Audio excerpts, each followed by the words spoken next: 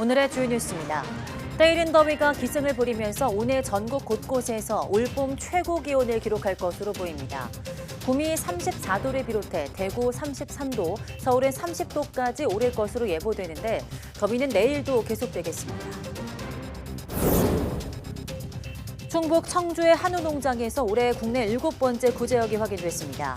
해당 농가를 드나든 차량 여러 대가 다른 농가 수백 곳을 방문한 것으로 확인돼서 전국 확산 가능성도 우려됩니다. 오늘부터 전기요금이 인상되지만 지난 2년간 쌓인 한전의 적자액은 여전히 해소되기 힘든 것으로 나타났습니다. 3분기와 4분기에 전기료 추가 인상 여지가 큰 상황인데 정부는 일단 지켜보자는 입장입니다. 윤석열 대통령이 간호법 제정안에 대해 거부권을 행사했습니다. 간호협회는 처음으로 단체 행동까지 예고한 상태여서 간호법을 둘러싼 갈등이 계속될 것으로 보입니다. 기아가 멕시코에 우리 돈 1조 3천억 원을 투자해 전기차 공장을 추가로 지을 것으로 전해졌습니다. 멕시코에서 생산되는 기아 차량은 미 인플레 감축법의 최종 조립 여건 등을 충족해서 최대 1,000만 원가량의 보조금을 받을 수 있을 것으로 보입니다.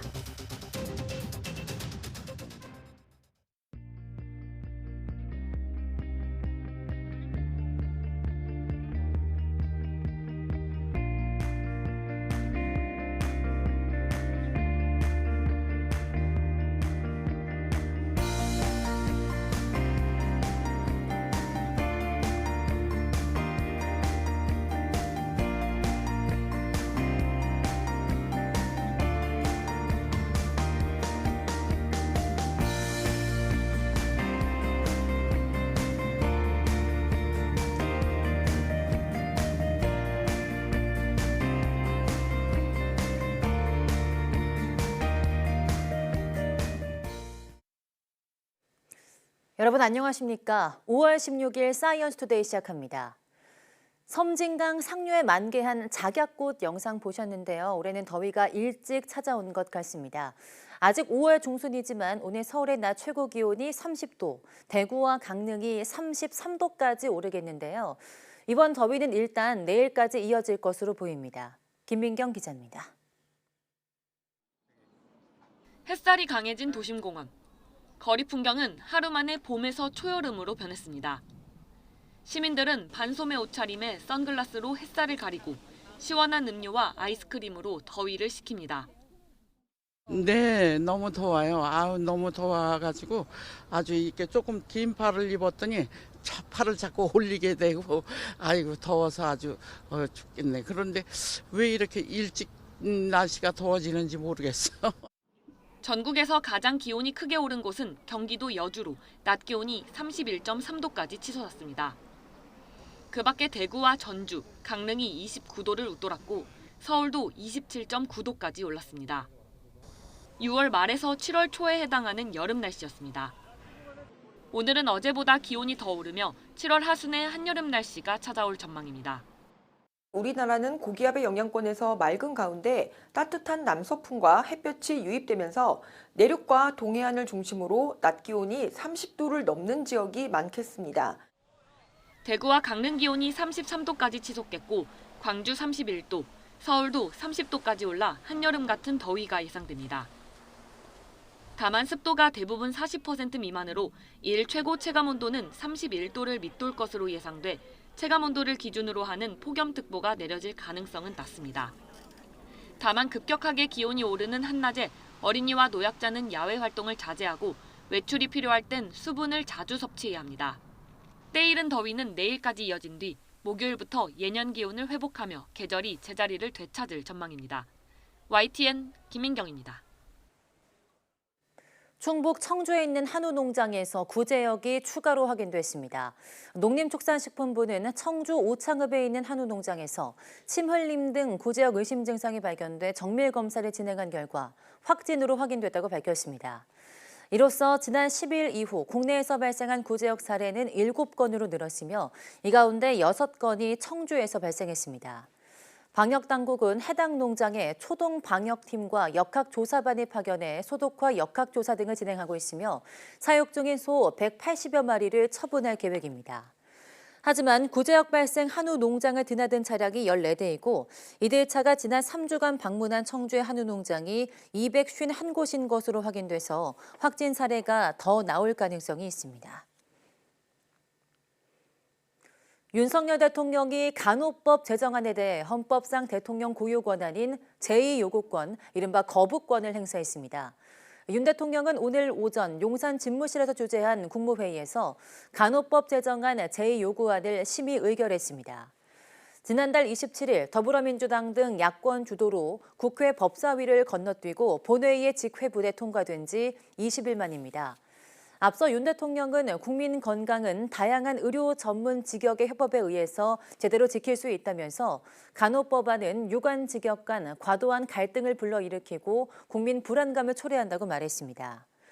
윤 대통령은 이로써 지난달 양곡관리법 개정안에 이어서 취임 후 두 번째로 거부권을 행사하게 됐습니다. 간호법 제정안이 거부됨에 따라 이를 둘러싼 갈등이 더 커질 것으로 보입니다. 간호협회는 단체 행동도 불사한다는 입장을 내놓은 상태이고 의사협회는 이른바 의료인 면허 박탈법도 함께 거부돼야 한다며 총파업 카드를 아직 내려놓지 않고 있습니다. 신윤정 기자입니다. 보건복지부는 간호법 제정안에 대해 대통령에게 거부권을 건의하는 이유로 국민 건강과 편익을 먼저 내세웠습니다. 간호법이 의료 현장의 갈등을 키워 국민 건강에 악영향을 미치게 되고 의료기관 밖에서의 간호 업무를 늘려 정작 병원에서는 충분한 간호 서비스를 받기 어려워질 수 있다는 겁니다. 13개 단체가 반발하는 것처럼 보건의료인 간의 신뢰와 협업이 깨져서 갈등이 더욱 확산될 우려가 있습니다. 그러면서 간호법은 돌봄을 간호사만의 영역으로 만들 우려가 있고 간호조무사에 대해서는 학력 상한을 두며 차별하고 있다고 덧붙였습니다. 의사와 간호조무사 등 간호법에 반대해온 단체들의 주장을 대폭 수용한 건데 간호사 단체는 즉각 반발하고 나섰습니다. 대한간호협회는 악의적이고 근거 없는 흑색 선전에 따라 국가의 중대사를 결정했다고 강하게 비판하면서 단체 행동을 예고했습니다. 전체 회원들을 대상으로 한 의견조사 결과 적극적인 단체 행동이 필요하다는데 99% 가까이 압도적으로 찬성했다는 겁니다. 다만 국민 건강에 피해가 가는 진료 거부 등은 하지 않을 거라며 준법 투쟁 등을 거론했습니다.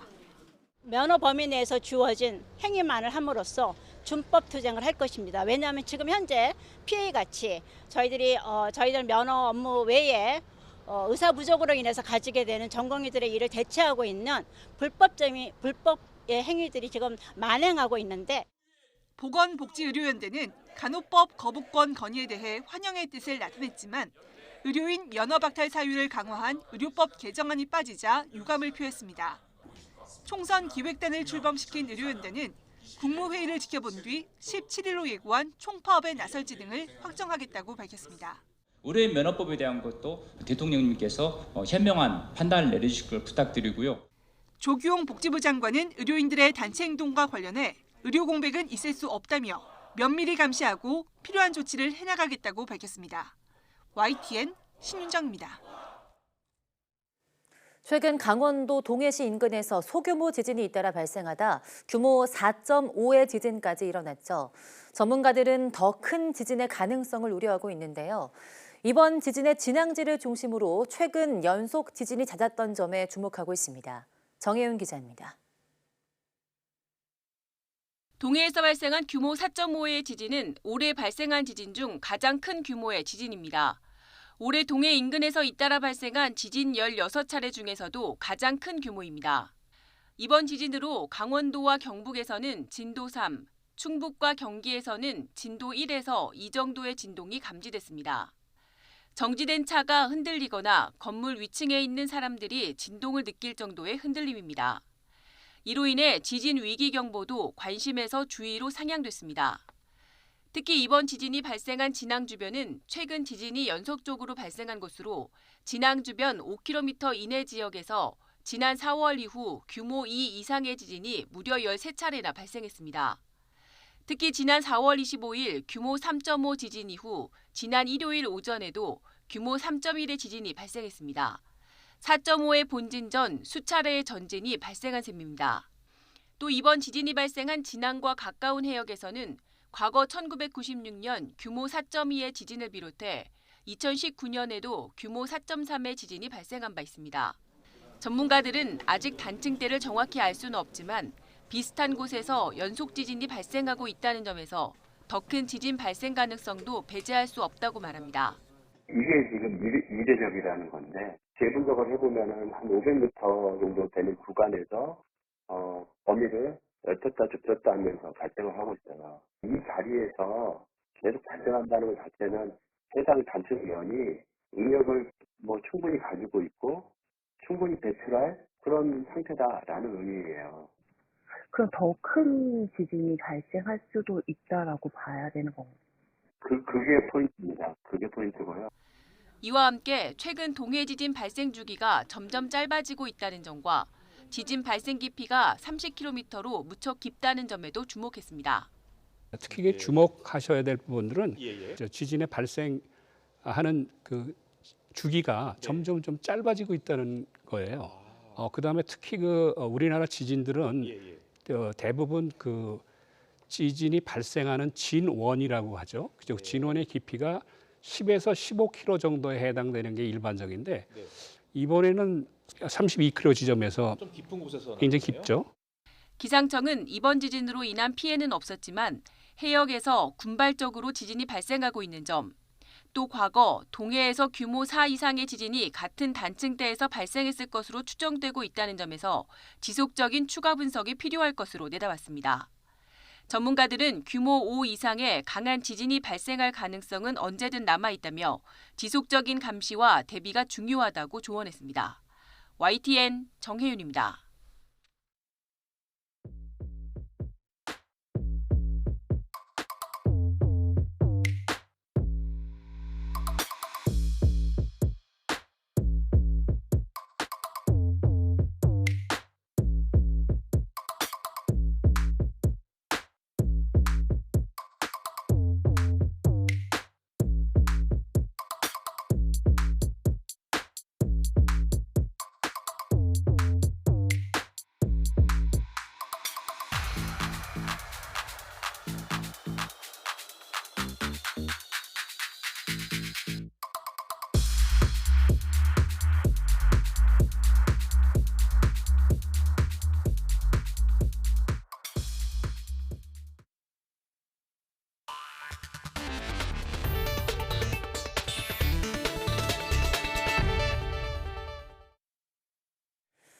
오늘부터 시행되는 전기, 가스요금 5.3% 인상이 물가에 미치는 영향은 단순 계산으로는 미미합니다. 하지만 높은 체감 물가와 실질 임금 하락, 지난 여름 이후 이번이 세 번째 인상이라는 걸 생각하면 서민 가정의 폭탄이 될 수도 있습니다. 이승은 기자입니다. 45일 미룬 전기, 가스요금 5.3% 인상. 물가 안정과 한전의 눈덩이 적자 사이에서 정부가 내린 결론입니다.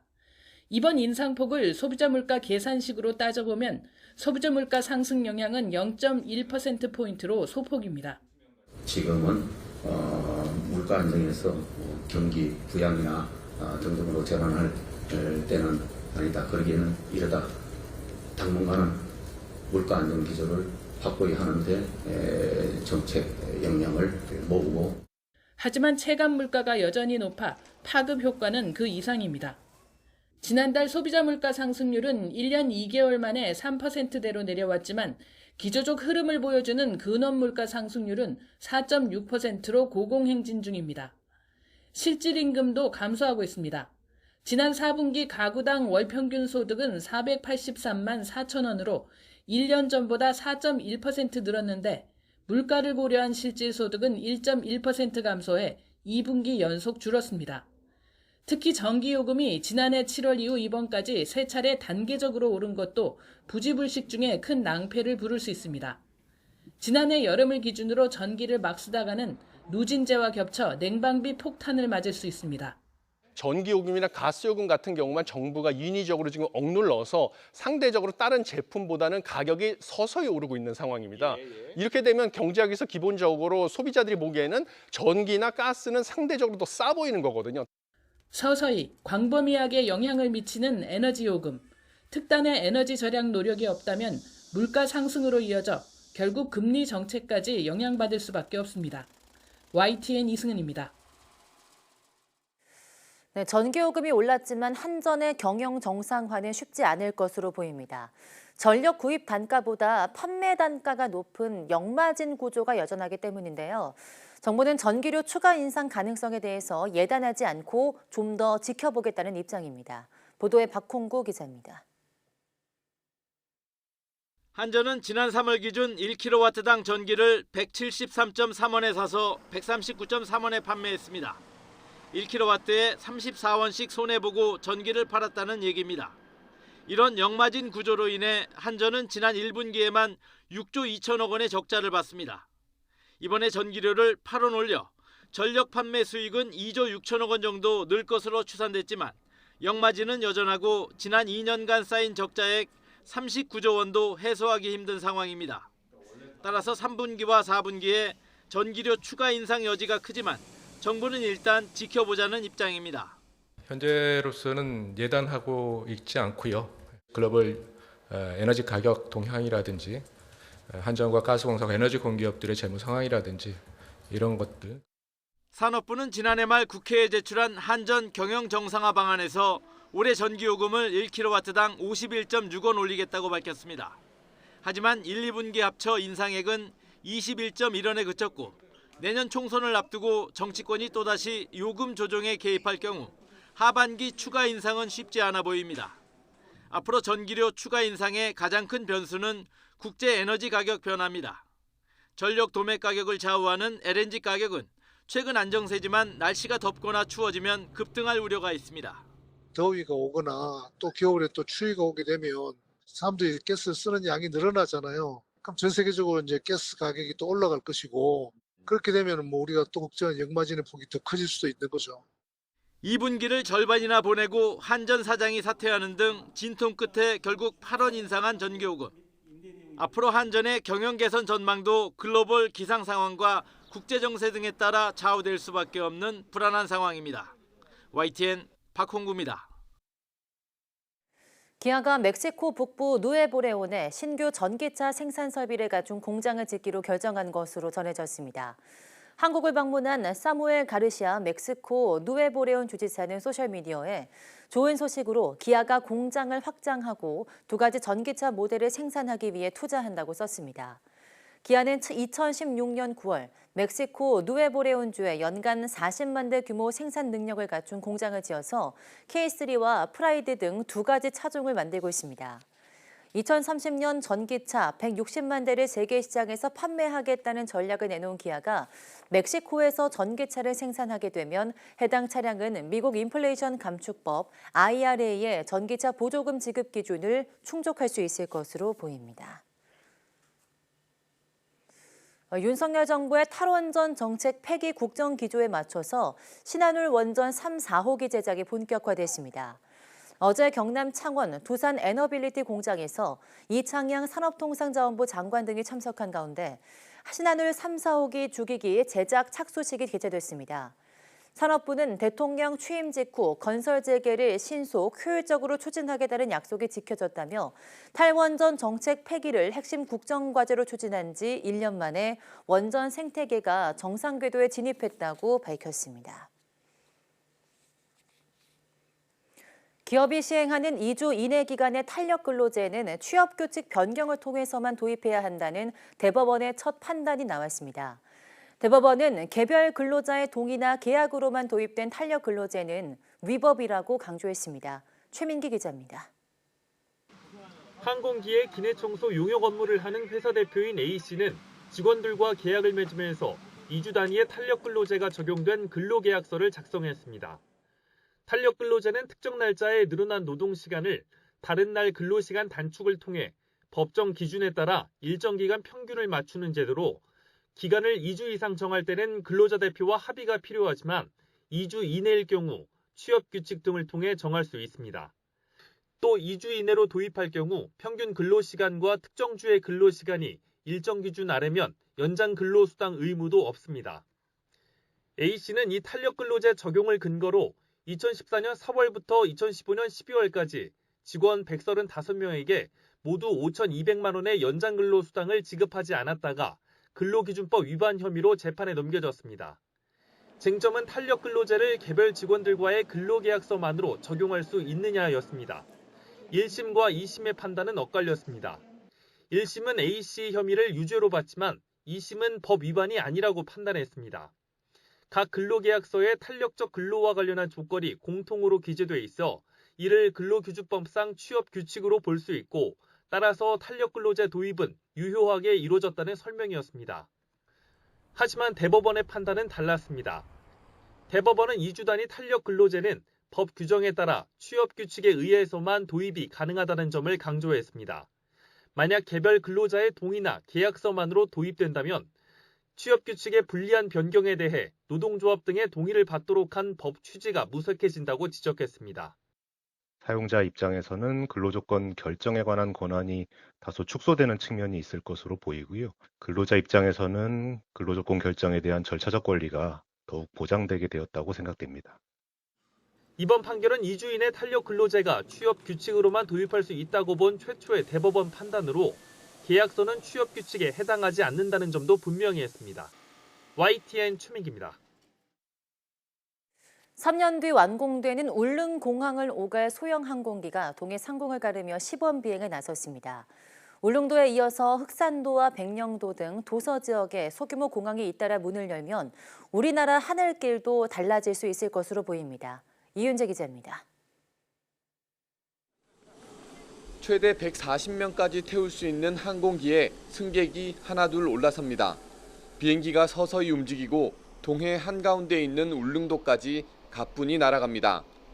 세계 최대 규모 중소형 항공기 제작업체의 비행기가 울릉공항 개항에 앞서 시범 비행에 나섰습니다.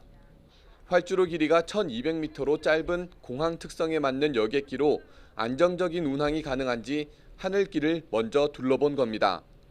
업체는 울릉도뿐 아니라 흑산도와 백령도에 잇따라 문을 여는 소규모 공항을 염두에 두고 국내 진출에 나섰습니다. which covers capacity up to 146 seats, is a perfect ability to connect smaller airports in secondary cities. We're very excited by the opportunity in Korea. 3년 뒤 울릉공항이 문을 열면 서울에서 울릉으로 가는 시간은 7시간에서 1시간으로 대폭 줄어듭니다. 지역 관광 산업도 획기적인 변화를 앞두고 있습니다. 이제 3, 4년 남았습니다. 그전에 기본 관광 인프라를 구축하기 위해서 최선을 다할 것이고 그중에 가장 큰 문제가 숙소 문제입니다. 그 부분 집중해서 해결토록 노력하겠습니다. 항공기 업체와 협약을 맺은 경상북도는 항공 정비 산업을 또 하나의 먹거리로 키워나간다는 계획입니다. 울릉공항, 포항 경주공항, 울진공항, 예천공항, 대구 경북공항 이렇게 공항을 많이 가지고 있는 지역도 경상북도밖에 없습니다. 비행기 정비 사업 등 항공 산업을 확장할 수 있는 도서 지역 공항 건설과 함께 소형기 업체가 시장 개척에 나서면서 우리나라 하늘 지도가 달라지는 계기가 될지 주목됩니다. YTN 이윤재입니다.